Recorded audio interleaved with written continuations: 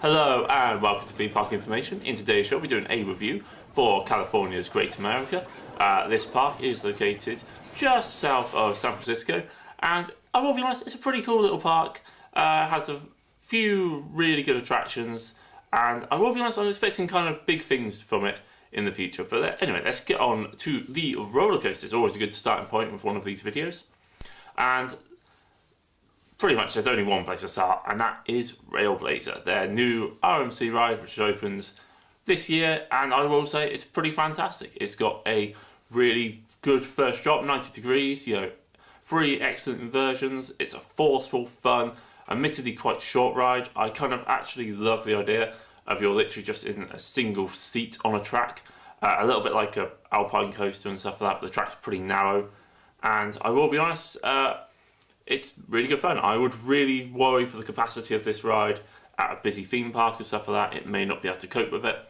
But on the day we were there, it was really quiet, so didn't really notice any problems with that. The area around it was very picturesque, very well presented. Clearly a lot of time and effort has gone into the appearance of this ride. And I will be honest, it looks really spectacular, really good. It really impressed me. I mean, at the moment, it is just in my top 10. It is at number 10, but it is still in there. I thoroughly enjoyed it. I thought it was an intense, enjoyable ride where you really do get thrown around. It's like pretty brilliant, and that's regardless whether or not you're at the front or back of the train. I mean, the fact that you're just in this really narrow, like kind of not particularly long train just means you fly through some of these elements. And it just looks so graceful and elegant as well off ride. It's a really good, strong start for this park. It's a really good ride to open this year. It's not the only one in the world. There is one at one of the Six Flags parks, but it's an excellent addition and would actually really do well in pretty much any major theme park around the world. It's a good starting point, really good starting point. Right, let's move on to the second major attraction, Gold Striker. Pretty much a wooden roller coaster. This ride is fast-paced, really fast. It's really intense. It goes through transitions really quickly. It is fun and just really overall a really enjoyable ride once again. It doesn't have a huge amount of theming or anything like that. It's just got a fast-paced, well executed layout which keeps up the momentum as you just hurtle around the track. I mean, it has got some airtime, not loads, but it does have quite a bit at certain points. It's just an excellent attraction. I'll put it this way, a really good starting point in this part. The first two rides out the gate, or the two major attractions, really complement each other really well. And they both offer, I mean, somewhat similar rides. They're both built on the same kind of like intense sort of layout and pace, like with that in mind, as opposed to airtime, and that kind of works really well for this park, in fairness. They do have a B&M invert, which is a flight deck. That's pretty damn good fun. There's a very, very picturesque point where it goes over like a lake nearby, which is really, really, really pretty. And the ride itself is actually good fun. It has a decent drop, vertical loop, which is quite fun, and then a couple of inversions after that, which are either barrel rolls, corkscrews, one of the two. They can be very difficult to tell between them sometimes. But yeah, it's a good fun ride. It's actually somewhat well themed as well, with lots of like navy and kind of theming around the queue line and stuff like that. And generally speaking, yeah, it's a good ride. It's a good invert.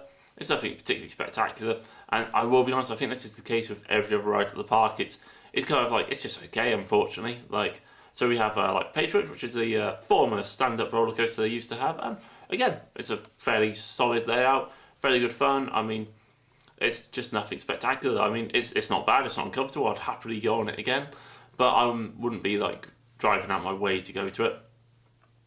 And it's kind of the same with the Wild Mouse there, even though it's again good fun. It's nothing spectacular. It did have a really annoying kind of like leg bar on it, which didn't really hurt that much, but did definitely put pressure on my shins, which may have like influenced my opinion on other rides later in the trip, shall we say.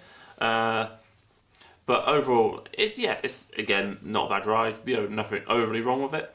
And it's the same with like the Demon and Grizzly and stuff like that. We'll be honest, really happy with some of the theming elements on the Demon. I thought it was actually a really okay, like far better ride than what I was thinking. I thought that it would kind of suck, and it was actually just okay. Like it's not amazing, but yeah, actually there's some really cool little bits of theming, and kind of really helps the ride. I also think generally the name's really cool, and yeah, it's actually the sort of ride where you only managed to go on it once, but yeah, it was actually, it was reasonably good. Can't really argue that. Unfortunately, the Grizzly is probably one of the worst rides in the park, unfortunately. It's just pretty bland, doesn't really have any airtime, doesn't really have any pace, just meanders around the track, which is a pretty boring and uninspired layout. I mean, it's not a particularly uncomfortable, painful ride or anything like that. It just is very basic and unenjoyable. I mean, possibly could be changed or upgraded or replaced and stuff like that. But pretty much they're all their major roller coasters covered. They also have like a couple of like thrill rides and water rides. Unfortunately, we were only there for quite a short period of time. We were travelling between two locations, so we didn't get to experience all of their rides they had to offer. They do have a drop tower, which is quite cool looking. They have a rapids, which we did go on, which was good fun. They have like a pendulum ride, which looks also quite cool. But overall, it's a park which I wouldn't say lacks attractions and stuff like that, but it's one of the things. I think this park could be really good in a few years' time, whereas it's still kind of developing at the moment. That's how I describe it. Food options were really good. Actually, were absolutely on point. I was really impressed with the food at the park. Actually, car parking, kind of quite cool. The fact that it's right outside like the San Francisco 49ers Stadium and stuff like that, the Levi Stadium, and that I think kind of makes it a little bit strange parking at the theme park, but it's quite a cool little area to be in. I mean, parking I believe was around $20, so which is a little pet peeve that I have with like loads of parks when they charge parking. It's not just including the ticket, but oh well. Anyway, overall park clean, tidy, well presented. They possibly could do with more shade. There's some very open areas of this park, and it kind of just ends up where the sun's just beating down on you, which is, I mean, not the worst thing to complain about in the world, since it's obviously kind of sunny in California, but yeah, it would be quite nice if it was maybe a little bit more like sheltered, and also possibly like some like fans or misters could be used. I mean, it's something you kind of see like in parks in Florida used and stuff like that, where they have it to keep guests cool. Admittedly, they're more touristy parks than this one, so I kind of can appreciate why they're not there. I will be honest, I don't really think there's any real complaints. I mean, it was just a really good park. Getting in there was really easy and simple. It had a nice layout. It was relaxing there. It was a really quiet day.